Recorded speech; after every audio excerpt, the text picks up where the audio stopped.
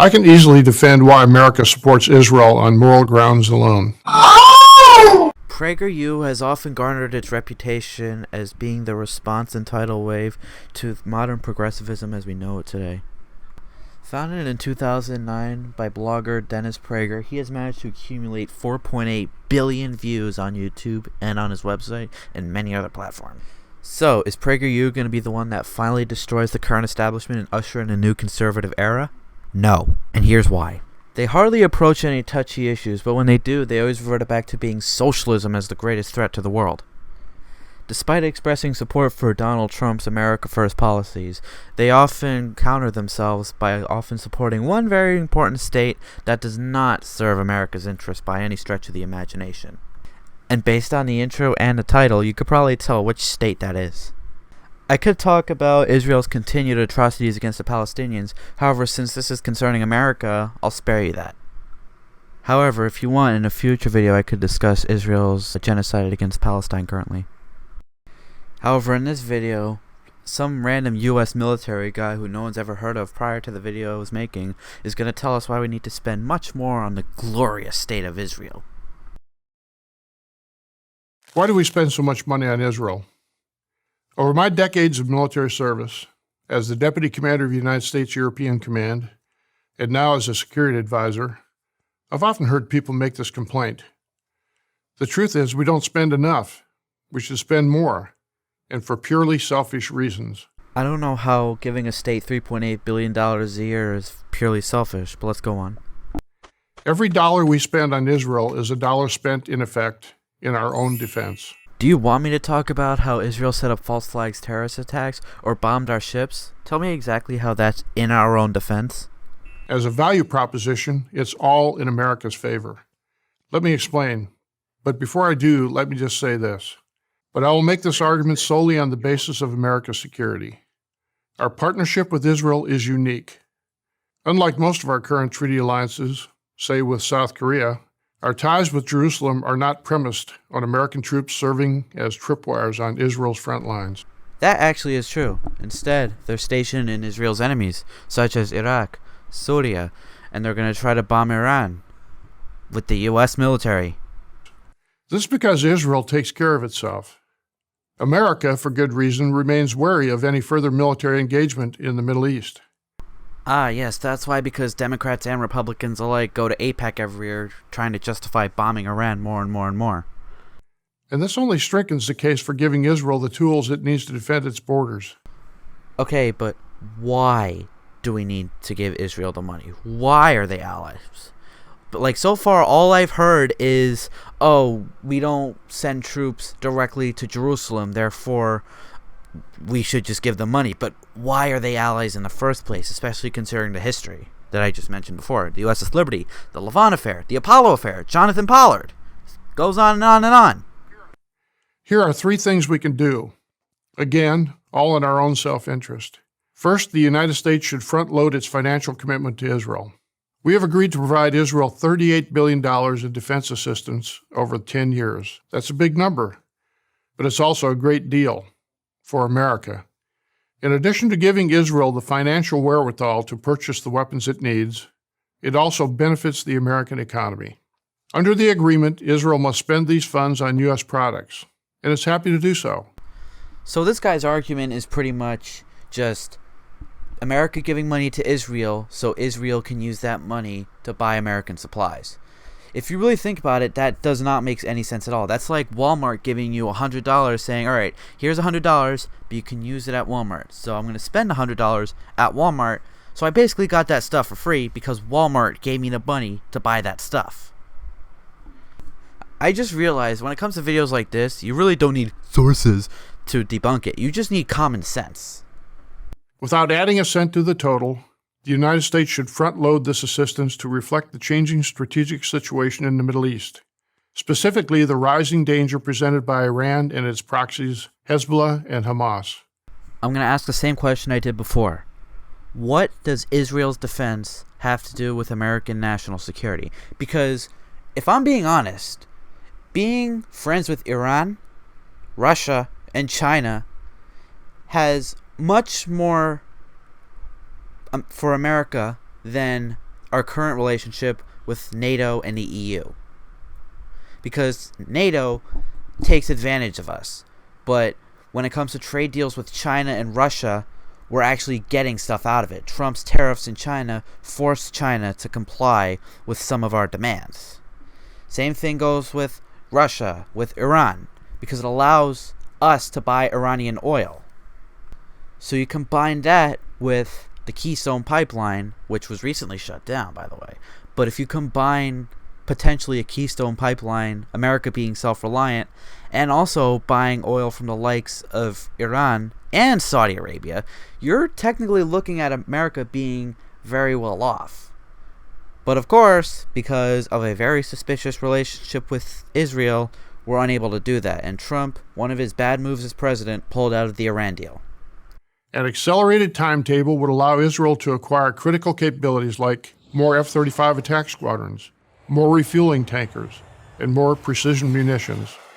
It will need this hardware to defend itself and American interests against those persistent and growing threats. The argument is always Iran works against America's interests, but when you define American interests, supposedly, it's the relationship with Israel. But there's nothing that America gains except dead Americans and false flag terrorist attacks and spy operations and stingrays in your own capital when it comes to the relationship with Israel. Second, the United States should enhance our alliance with Israel.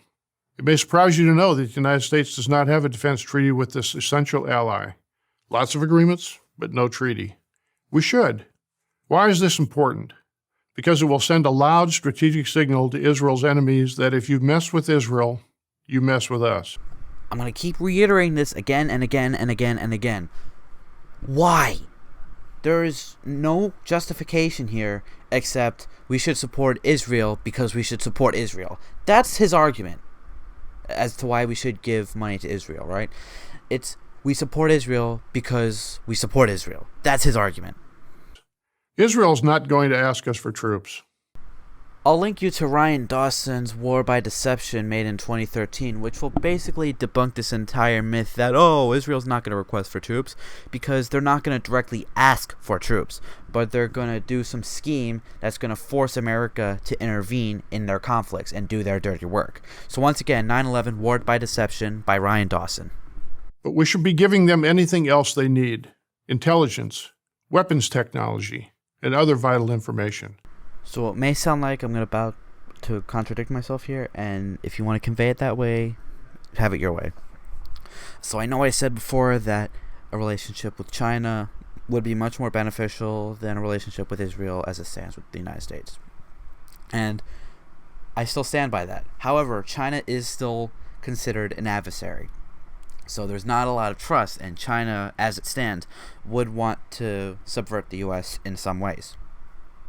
And we we give a lot of classified intel to Mossad, to the Israeli government, what have it.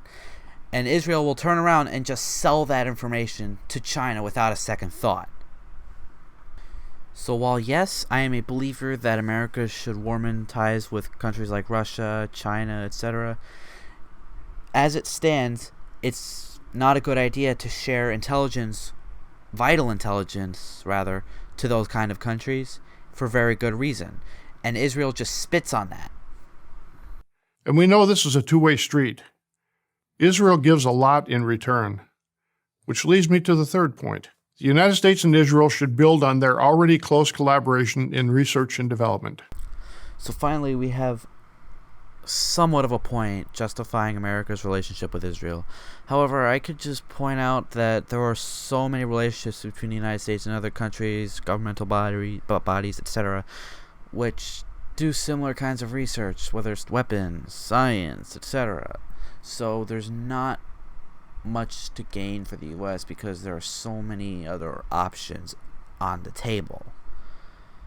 And options that include the benefits of not having your ships bombed, having false flag terrorist attacks set up against you to blame Muslims, or not having spyware set up in your own capital. So that's just food for thought. Israel is one of the most high-tech economies in the world. American investors understand this.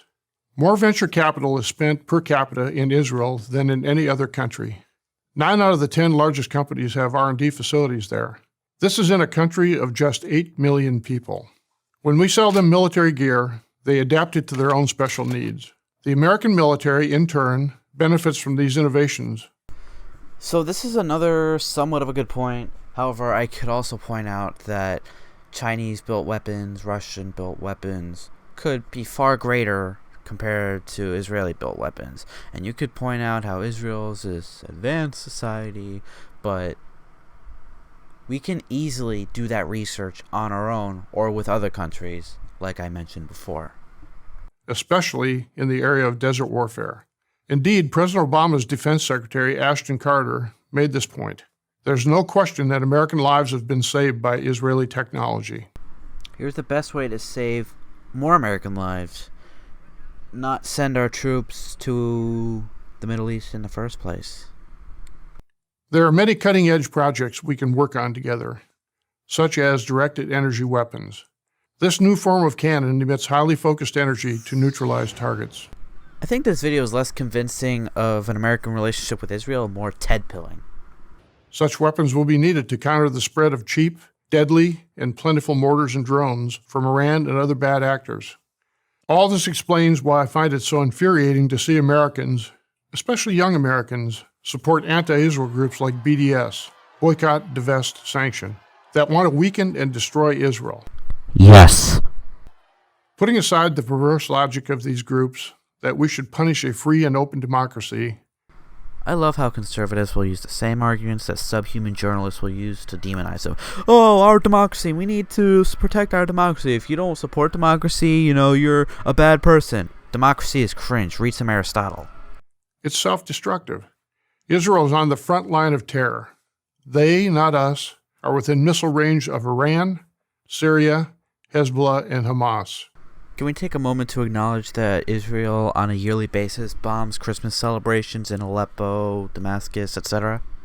To the extent these enemies of freedom are held in check, they are held in check by Israel. And they ask from us not one U.S. soldier. I already addressed this point, so I'm not going to repeat it. So the rest of the video just goes over, we need to spend money on Israel because of reasons. I'm not going to give those reasons, but reasons, alright? So, look, I used to be an avid PragerU watcher. I mean, some of their videos are still good, but it's not something that you should be getting into. It's what I like to call a gatekeeping source, because they talk a lot about big tech censorship, and meanwhile they're still verified on Twitter. Meanwhile, YouTube channels like Millennial Lows recently got taken down. Red Ice, Nick, Endeavor's gonna be taken down soon. Meanwhile, PragerU is still up and running, and they have nothing to worry about. They're still monetized, and that's because they're not a threat to any system. Also, the Zionism really just does not help their case at all, as literally the entire U.S. government, minus a few faces, are just Zionists who happen to be in American Congress. So, if anything, PragerU just promotes the Zionism, and it may be inconvenient to Democrats like Chuck Schumer that PragerU is anti-abortion. They have some merit on immigration, but at the end of the day, you'll see PragerU post a video on abortion, immigration, and then Israel, then this and that, and then Israel. So I'm not gonna really say anything else before I say something that could possibly incriminate me. But overall, just stay away from PragerU. Like, if you're on the right, you need to not watch PragerU, because they're okay for like arguments with libtards on Twitter, but do your own research, and B, get into the sphere that will actually change America for the better.